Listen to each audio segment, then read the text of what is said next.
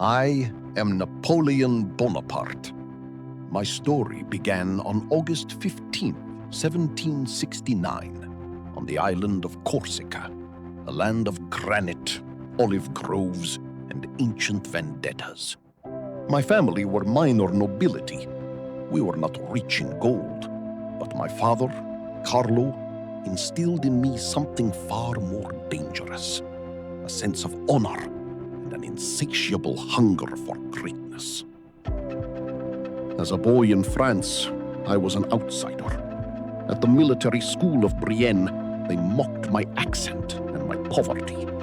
Bonaparte, they whispered behind my back.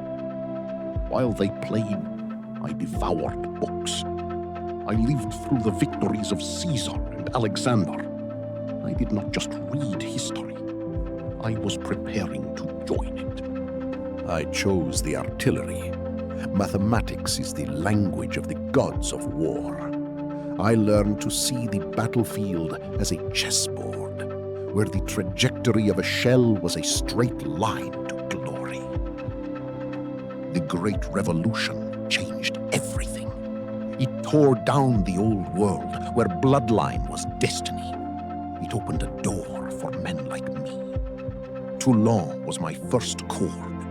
There, amidst the smoke and fire, I realized fortune favors the bold.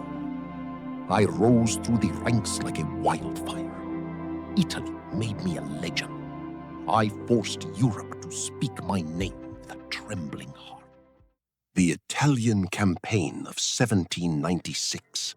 When I took command, the army was a rabble of starving men in rags.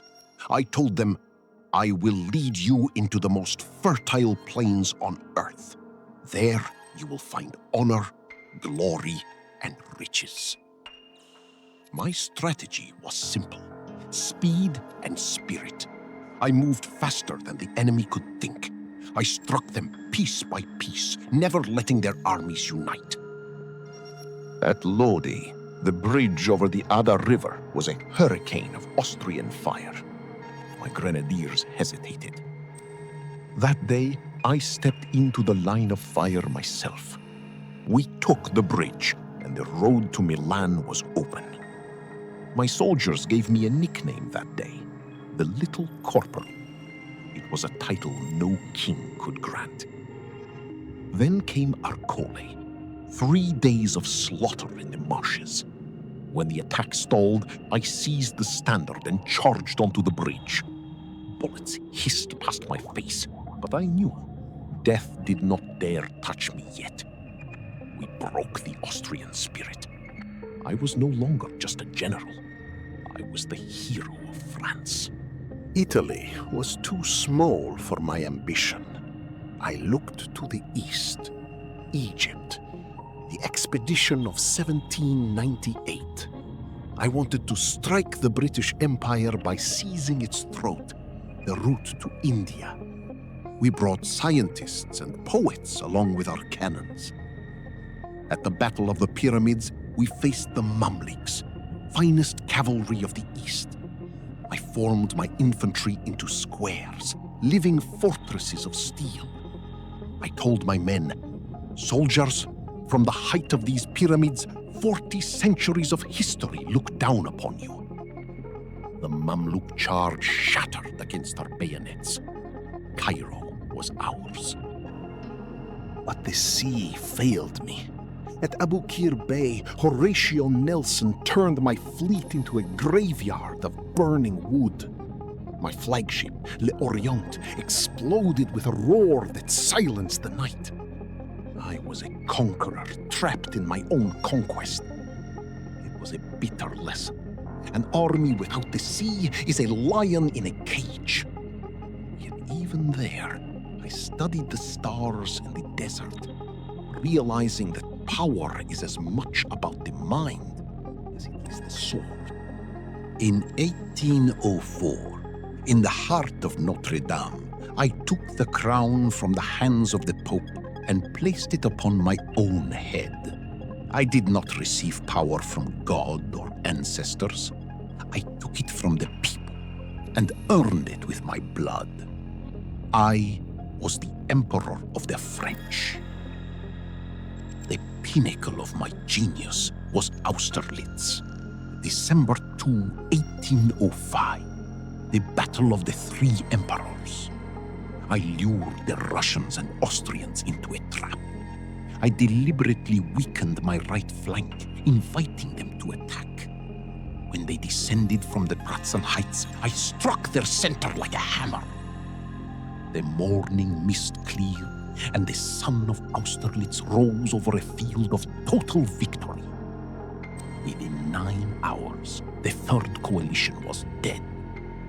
I was redrawing the map of the world with the tip of my sword. Russia fell in a single day at Jena.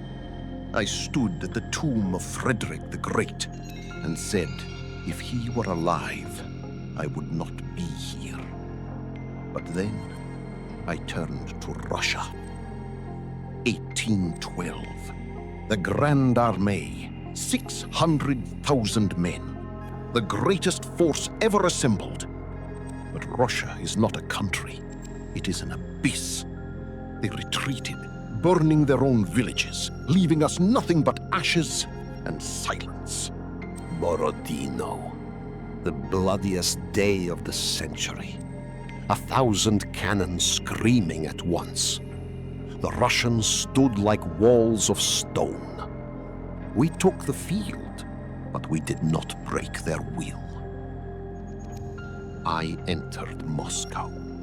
It was a ghost city. That night, it became an ocean of fire. As I watched the Kremlin burn, I felt the first touch of shadows. The retreat was a march through hell. General Winter and the Cossacks tore my army to pieces. From the Grand Armée, only ghosts remained. They exiled me to Elba, thinking I was a spent force. They were wrong. I returned. For the 100 days, France was mine again. But the world would not have it. June 18, 1815. Waterloo. The mud delayed my attack, and those hours cost me everything. I threw my Imperial Guard, men who had never known retreat, into the fire. But on the horizon, it was not my reinforcements that appeared, but the Prussians under Blücher. The Guard died where they stood. Everything I had built vanished in the smoke of a Belgian fire. My final years were spent on a rock in the middle of the ocean, St. Helena. There I fought my last battles with a pen, dictating my memoirs. My jailers feared me even when I was dying. They call me a tyrant, but my Napoleonic code lives in the laws of a dozen nations. I gave Europe equality before the law and tore down the walls of feudalism. My victories will fade, but my laws are immortal. I passed away on May 5th, 1821. My last words were, France, Army, Josephine. I was the lightning that woke Europe from its sleep. Some say I failed, but look at history. Can you call a man a failure when his name is known by every child 2 centuries later? I was Napoleon Bonaparte. My life was a storm, and even in the silence that followed, the world still feels the tremors of my footsteps. History is a set of lies agreed upon, but my glory is the truth.